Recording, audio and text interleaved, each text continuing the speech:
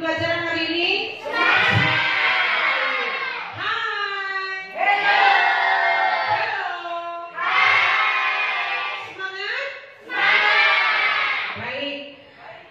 Sebelum kita masuk ke pembelajaran hari ini, sebaiknya kita berdoa dulu memohon kekuatan dari Tuhan agar kita mampu menyelesaikan pembelajaran kita. Ibu minta salah seorang dari kalian untuk memimpin kita dalam doa. Baik, mari Nova. Ya, nanti Nova yang memimpin kita ya.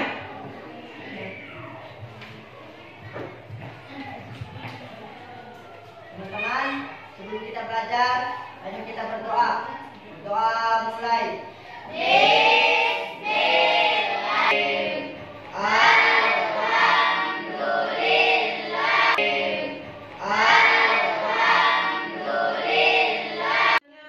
Empat orang yang tidak hadir ya. Nanti ibu kalian. Sebelum kita masuk pembelajaran, kita menyanyikan bersama lagu dari Sabang sampai Merauke, karena pembelajaran kita ini tentang keberagaman. Jadi lagu yang cocok adalah minggu lalu kita belajar tentang bab 3, yaitu tentang karakteristik wilayah Republik Indonesia. Jadi minggu lalu itu kita belajar tentang wilayah, tentang kesatuan negara Indonesia. Yang pertama adalah, sampai masih ingat, setiap negara memiliki wilayah, tempat di mana negara itu berada. Kemudian yang kita pelajari minggu lalu, yang kedua adalah syarat berdirinya sebuah negara. Berdirinya sebuah negara, yang pertama itu harus ada penduduk di wilayah tersebut.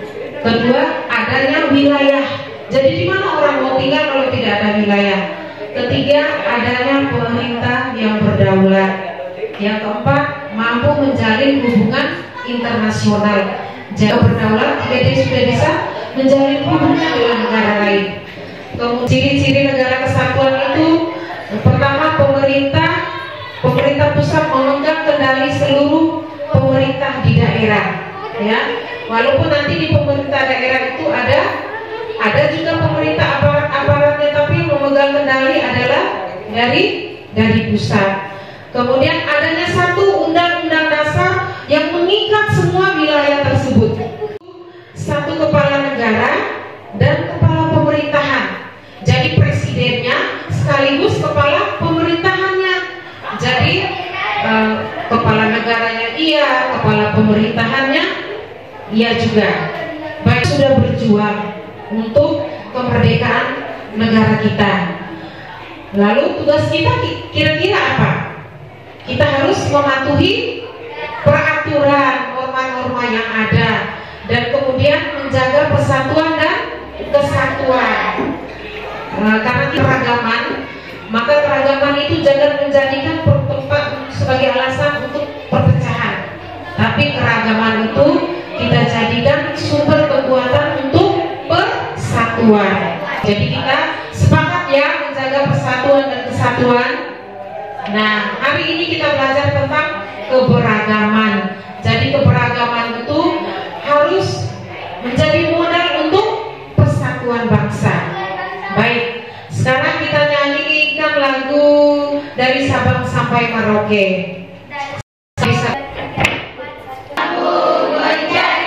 Kita belajar tentang keragaman. Jadi keragaman, anak-anak, tujuan pembelajaran hari ini yang pertama adalah memahami arti keberagaman. Yang kedua, tunjukkan sikap menghargai itu seperti apa dari orang yang berbeda dengan kita, baik berbeda gender, berbeda suku. Kita harus mampu menunjukkan sikap menghargai, sikap menghormati. Dan tujuan yang kedua, berdiri. Artinya walaupun kita berbeda, kita tetap satu. Kita itu artinya berbeda-beda, tetapi tetap satu. Bagaimana kita dapat melihat simboyan Bhinneka Tunggal Ika? Di bawah burung itu kita melihat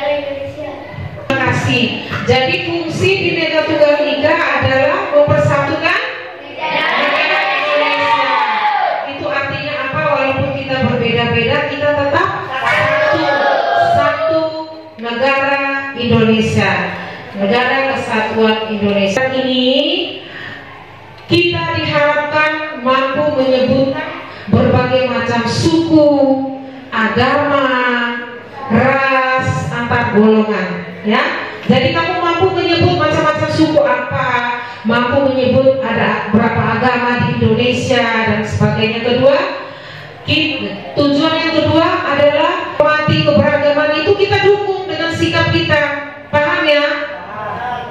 Misalnya ada kegiatan berbagai macam etnis agama, jadi kita harus dukung. Jangan kita tidak dukung. Kalau kita tidak dukung berarti kita tidak menghargai kebinekaan. Kemudian tujuan yang ketiga, kita harus mampu saling menghormati.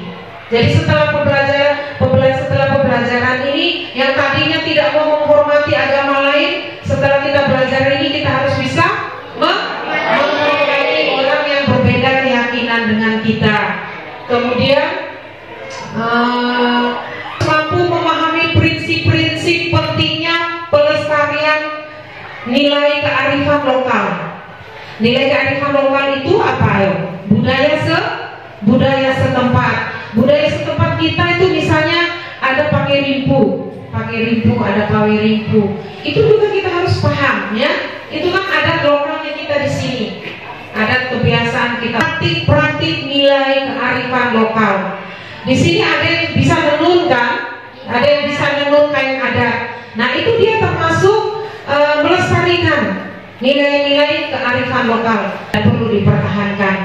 Kemudian yang terakhir, tujuan yang terakhir, menunjukkan sifat bangga dan menghargai memiliki budaya yang beragam. Caranya apa? Misalnya punya kebudayaan, jadi kita bangga dengan menggunakan pakaian tradisional. Terus sampai setelah kita belajar tentang keragaman ini, baik keragaman itu ada keragaman gender, ada keragaman apa lagi? Budaya, keragaman suku, yang terakhir ada keberagaman agama. Ada berapa agama yang diakui di negara kita? Ada 6. Sebutkan. 1 Islam, yang kedua Kristen, ketiga Hindu, Katolik, satu lagi yang terakhir apa? Buddha, Hindu, Konghucu. Yang terakhir Kasih tahu apa arti gender? Iya, jenis kelamin. Ada laki-laki dan perempuan. Iya, betul. Tepuk tangan buat Nova. Seperti apa? Seperti ibu. Nah, itu gambar perempuan. Dia berbeda dengan ciri-ciri fisik laki-laki. Kalau laki-laki seperti Novan, seperti Pak Firman, seperti ciri fisiknya beda. Kita harus saling menghargai. Bukan berarti karena lemah lalu haknya ditiadakan oleh pihak laki-laki. Laki-laki dan perempuan saling menghargai satu sama lain. Rumah ibadah. Baik, tadi ada 5 agama, yang satu agama Islam. Tempat ibadahnya apa namanya? Mantap. Yang kedua agama Kristen. Ketiga Katolik. Dua-duanya memiliki rumah ibadah yang namanya Hindu. Tempat ibadahnya apa? Sampai bilang pura tadi. Iya. Pura. Iya. Yang keempat agama Buddha. Oke, nanti kalau agama Wihara. Yang keenam agama apa? Konghucu. Tempat ibadahnya apa? Lenteng. Baik. Lenteng. Jadi itu adalah keenam agama dan kelima rumah ibadah yang dimiliki suku. Banyak suku di Indonesia. Ada suku Lombok, ada suku Sumbawa, ada suku apa lagi? Suku Bima, suku Bajo, suku Dayak. Bermacam-macam suku ini kita punya kekuatan yang hebat untuk memperkokoh kesatuan keragaman gender, suku, budaya. Jadi budaya suku punya budaya tersendiri. Misalnya orang budaya Bali, suku Bali punya kebudayaan tersendiri berbeda. Kemudian keberagaman agama. Tadi kita sudah sebutkan macam-macam rumah ibadahnya dan lain sebagainya. Kelompoknya maju dulu. Novan, ketua kelompok 1. Ketua kelompok kedua April. Maju, karena nanti ibu-ibu yang kasih. Kelompok 3 keragaman suku, budaya. Maju. Nanti ibu akan memberi perintah di sana apa yang akan kalian lakukan. Nanti kelompok 4. Baik. Kelompok-kelompok ini namanya siswa ahli, ya. Kalian berempat ini adalah kelompok ahlinya, siswa ahlinya. Jadi ibu kasih perintah. Sana aja.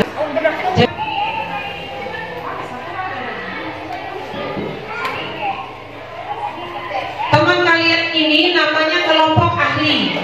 Mereka ini nanti yang akan kembali kelompoknya masing-masing untuk menyampaikan apa yang harus kalian lakukan. Paham? Kelompok 1 akan ibu kasih materi tentang keragaman gender.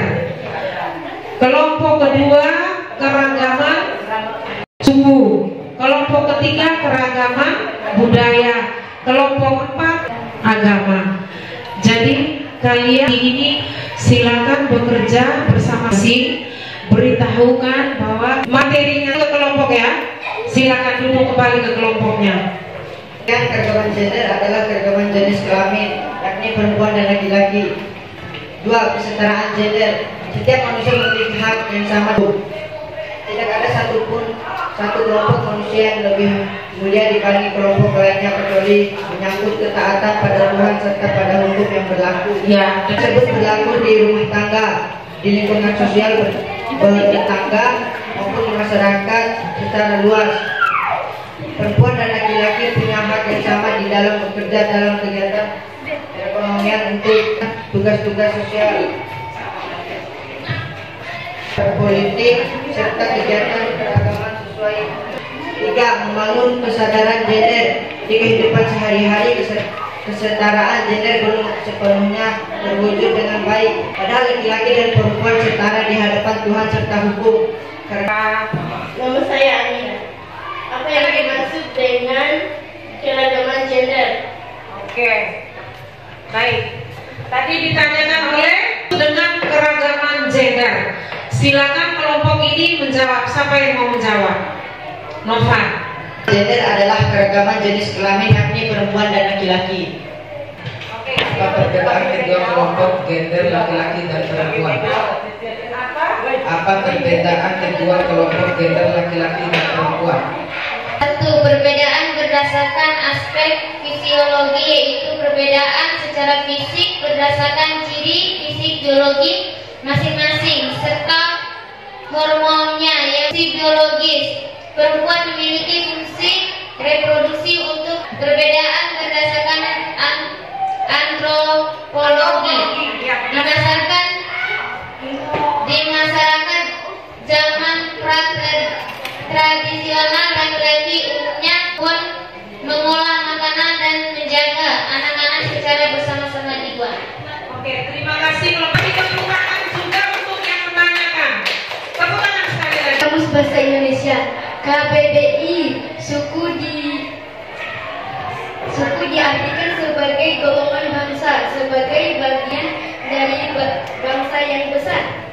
Suku dapat diartikan juga sebagai masyarakat yang memiliki budaya sendiri. Berbeda dengan masyarakat lainnya adalah bangsa. Catat pertanyaan. Adat istiadat hingga kebiasaannya merupakan salah satu bangsa yang paling banyak sukunya di dunia. Namun suku-suku yang berbahasa yang sama dan Maluku memiliki jumlah suku bangsa paling banyak, terutama di kawasan Papua yang dekat terpisah satu sama lainnya.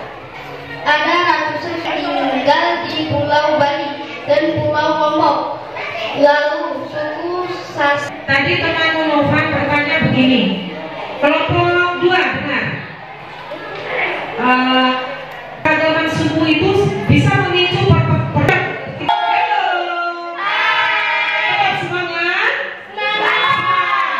kita buat supaya tidak terjadi perpecahan karena kita berbanyak ribu suku. Kira-kira jawabannya apa? Dengan apa? Kerjasama dengan prinsip kebersamaan, toleransi dan Contoh kerjasama antar suku. pawai budaya bersama. Oke. Supaya kita tidak mengalami perpecahan. Semakin banyak suku di suatu negara, semakin banyak budaya yang dimilikinya. Itulah yang terjadi di Indonesia. Tradisi dan upacara, arsitektur rumah, arsitektur hingga tradisi dan upacara. Beberapa lagu daerah di Sumatera sangat terkenal. Mengapa budaya bangsa kita sangat beragam? Metode keberagaman budaya di Indonesia. A. Letak strategis wilayah. Negara Indonesia terdiri dari 1000 kepulauan. 4. Kemajuan transportasi dalam komunikasi. Penerimaan masyarakat terhadap perubahan. Penduduk di Indonesia memeluk agama Islam. Agama ini mulai masuk ke Nusantara pada abad ke-10. Umat Islam wajib beribadah, sholat 5 waktu. Al-Quran adalah Al-Quran menjadi kitab sucinya. 2. Kristen Protestan mulai berkembang setelah kedatangan bangsa Eropa, terutama Belanda dan Inggris. Sekitar abad ke-17, Tuhannya adalah Allah, Bunda Maria dan Yesus Kristus. Ya, Katolik mulai berkembang bersama dengan kedatangan bangsa Tiongkok. Agama ini didasarkan pada ajaran Konfusius dan berkembang besar di kawasan pecinan seperti Singkawang, Kalimantan, Bangka Belitung hingga Lesen di Jawa. Umat Konghucu wajib beribadah di kelenteng masing-masing. Tepuk tangan buat pendatang dari Arab. Golongan cinta 4. Golongan para wali di antara sekitar banyak wali yang terkenal adalah Wali Song. Bagaimana agama Kristen bisa masuk ke Indonesia? Agama Kristen ke Indonesia berawal dari bangsa Portugis yang mendarat di Aceh, kemudian ke wilayah timur Indonesia dan menyebarkan agama Kristen, kemudian lebih berkembang di wilayah timur Indonesia. Manfaatnya kita berpelajari hari ini adalah bagaimana kita menyikapi, memahami perbedaan kita untuk kita terapkan dalam kehidupan sehari-hari. Baik, sekarang ibaratnya untuk semua materi dari awal sampai akhir itu kita buat kesimpulan bersama-sama. Kalian dan ibu bantu juga untuk menyimpulkan. Siapa yang bisa menyimpulkan?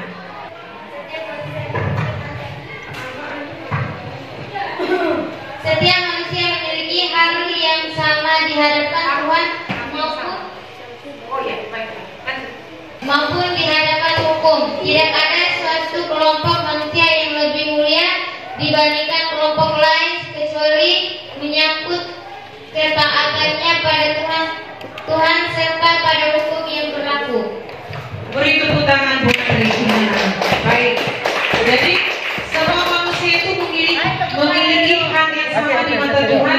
dan di hadapan hukum. Jadi tidak ada yang lebih tinggi dan lebih rendah deh. Ya. Kesimpulan kedua. Siapa yang bisa memberi kesimpulan kedua? Kesimpulan kedua. Silakan. Walaupun ada perbedaan nyata secara fisiologis, hak perempuan dan laki-laki sebagai anggota masyarakat maupun warga negara sama. Tidak boleh dibeda-bedakan satu dengan lainnya. Hak tersebut berlaku di rumah tangga, di lingkungan sosial bertetangga, maupun di masyarakat secara luas. Itu bisa ulang kesimpulan kedua tadi. Beda secara fisik, namun perempuan dan laki-laki sebagai anggota masyarakat itu punya hak dan kewajiban yang sama. Baik, sampai bisa memberi kesimpulan yang ketiga. Oh, masih di sekitar sini. Suku dapat diartikan juga sebagai masyarakat yang memiliki budaya sendiri, berbeda dengan masyarakat lainnya. Budaya yang membedakan satu suku dengan suku lainnya adalah bahasa, adat istiadat, sehingga kebiasaannya. Oke, baik. Yang membedakan budaya yang satu dengan yang lain itu apa? Sukunya, apanya? Bahasanya, adatnya, ya. Yang membedakan suku itu tuh ada bahasanya, ada adatnya, ada pakaian adatnya, ada rumah adatnya, ada makanan khasnya. Sudah paham ya? Baik. Siapa yang bisa kasih kesimpulan yang keempat? Ada beberapa kesimpulan. Keberagaman suku dan lain-lain dapat memicu perpecahan jika tidak disikapi dengan baik. Oleh karena itu, perlu toleransi dan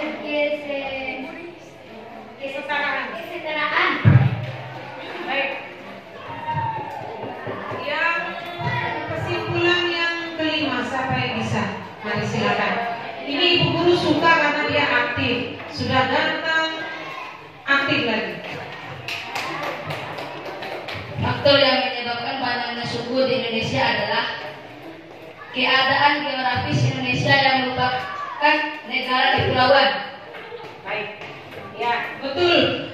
Karena kita adalah negara kepulauan, jadi masing-masing pulau itu ada suku-sukunya sendiri, ada budayanya sendiri, ada bahasanya sendiri, ada rumah adatnya sendiri. Paham ya? Paham? Baik. Siapa yang bisa kasih kesimpulan berikutnya? Siapa sih yang membawa agama Islam ke Indonesia? Golongan pedagang dari Arab. Kemudian golongan Mubalik. Kemudian golongan Sufi ini. Yang terakhir golongan para wali songo ya. Baik anak-anak, kita sudah sampai ke kesimpulan. Ibu minta kalian nanti tolong cari, boleh searching di Google, boleh ada di buku cetak juga. Kita pertemuan berikut tentang RA Kartini, ya. Jadi kalian yang punya wifi tetangga atau punya paket, boleh searching di Google tentang RA Kartini. Minggu depan kita berbicara tentang RA Kartini. Sudah paham ya? Baik. Kita masuk ke doa untuk menutup kegiatan kita hari ini. Siapa yang bisa memimpin doa? Siapa ya? Ayo silakan malu. Rifki mau? Ayo anak ganteng, anak pintar. Suharin aja. Oke, Suharin. Kita pimpin doa. Yang lainnya boleh kusuk ya, nggak boleh colek sana colek sini.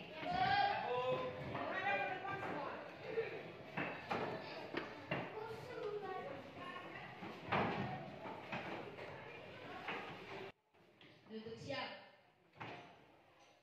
Sebelum kita menutupi pelajaran ini, mari kita berdoa. Berdoa mulai.